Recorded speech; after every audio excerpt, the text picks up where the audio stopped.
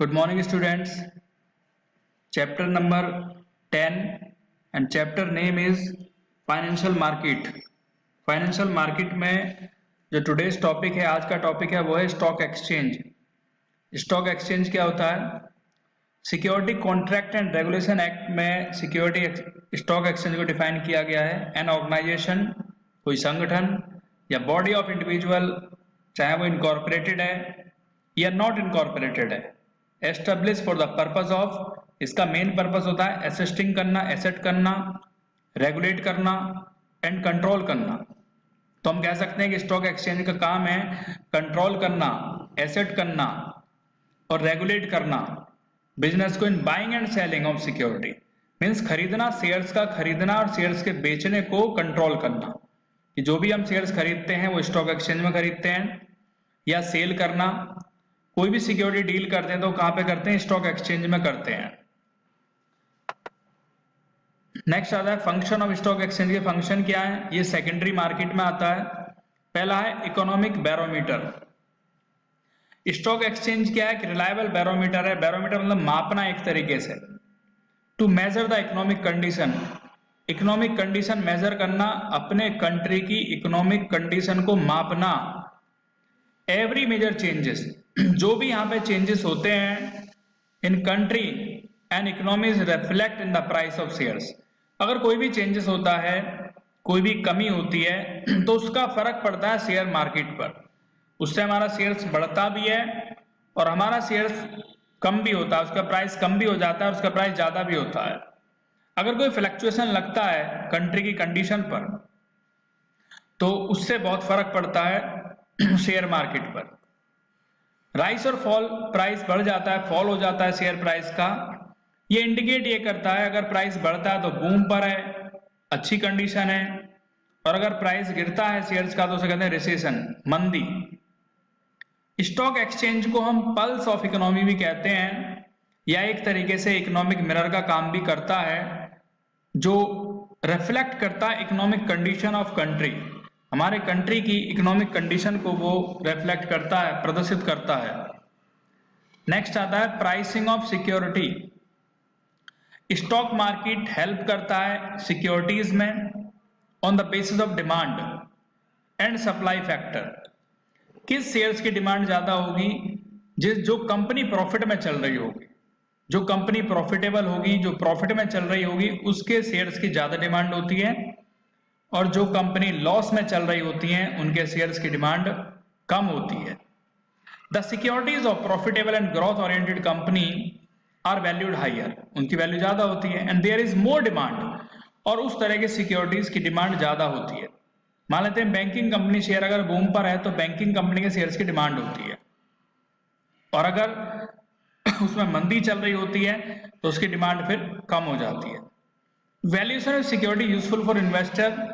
जो सिक्योरिटी का वैल्यूएशन है यूजफुल किसके लिए होता है? इन्वेस्टर के लिए। इन्वेस्टर उसे कहते हैं जो पैसा इन्वेस्ट करता है, गवर्नमेंट के लिए और क्रेडिटर्स के लिए।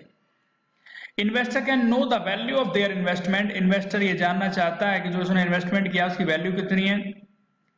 Creditor can value the credit worthiness. Creditor जानना चाहते हैं क्रेडिट वर्दीनेस कितनी है, कितना उधार हम ले सकते हैं।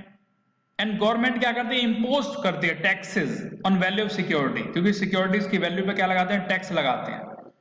तो जितनी ज्यादा वैल्यू होगी उतना ज्यादा टैक्सेस पे करना पड़ेगा। तो इसलिए गवर्नमेंट को फायदा कब होता है? जब शेयर्स का प्राइस बढ़ रहा होता है, और अगर कम हो रहा होता है तो गवर्नमेंट को उसका नुकसान होता है, क्योंकि टैक्सेस उसके हिसाब से फिर कम लगते हैं। नेक्स्ट आता है safety of transaction. Stock market में जो लिस्टेड सिक्योरिटीज होती हैं केवल उनका ही हम ट्रेड कर सकते हैं, उन्हीं का ही हम व्यापार कर सकते हैं, और स्टॉक एक्सचेंज अथॉरिटी में इंक्लूड होते हैं company name in the trade list. Trade list में उनका नाम होता है, और उनके वेरिफिकेशन करने के बाद ही, कंपनी की साउंडनेस को देखने के बाद, कंपनी विच आर लिस्टेड, जो कंपनी लिस्टेड है, have to operate within the strict rule. तो उसमें स्ट्रिक्ट रूल्स होते हैं, रेगुलेशंस होते हैं, नियम होते हैं, उनके अपने कानून होते हैं, और वो ये निश्चित करते हैं कि डीलिंग थ्रू स्टॉक एक्सचेंज, और ये निश्चित करना कि भाई उसमें सेफ्टी किस में रहेगी, जब हम स्टॉक एक्सचेंज के थ्रू अपने सिक्योरिटीज को खरीदते हैं या बेचते हैं। Contribute to economic growth, stock exchange various कंपनियां bought and sold. Stock exchange के थ्रू हम बहुत सी सिक्योरिटीज को खरीदते हैं और बहुत सी सिक्योरिटीज को बेचते हैं। इसका जो प्रोसेस है, जो एक प्रक्रिया है, disinvestment and re investment.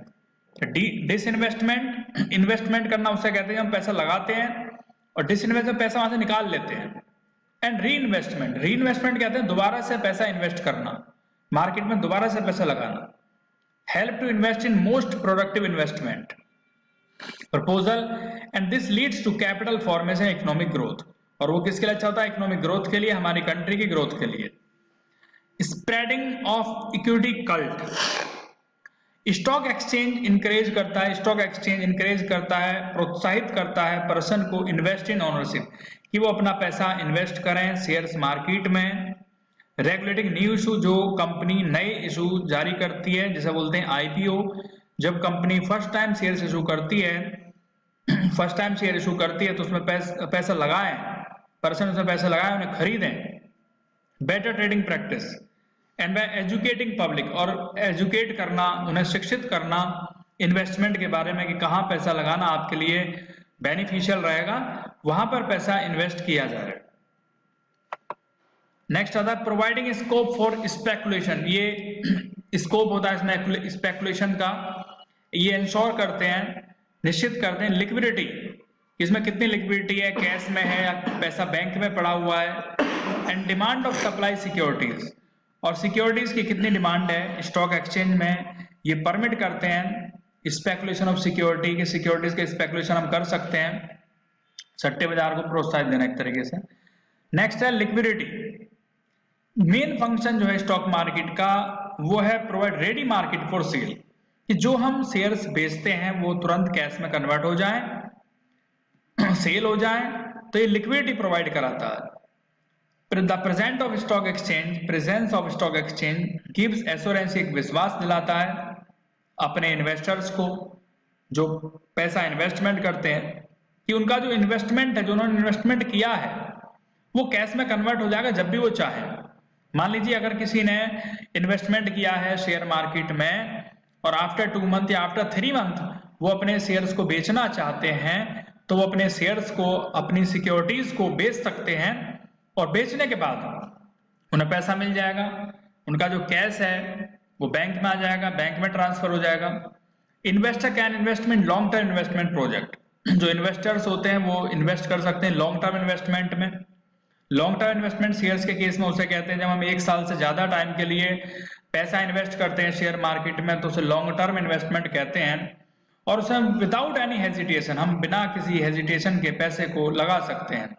As because of stock exchange they can convert long term investment into short term and medium term, तो उसे हम कन्वर्ट कर सकते हैं लॉन्ग टर्म इन्वेस्टमेंट को शॉर्ट टर्म में भी, और मीडियम टर्म में भी हम उसको कन्वर्ट कर सकते हैं। नेक्स्ट पॉइंट आता है बेटर एलोकेशन ऑफ कैपिटल, अपने कैपिटल का बंटवारा करना, अच्छे तरीके से, सही तरीके से पैसे को लगाना।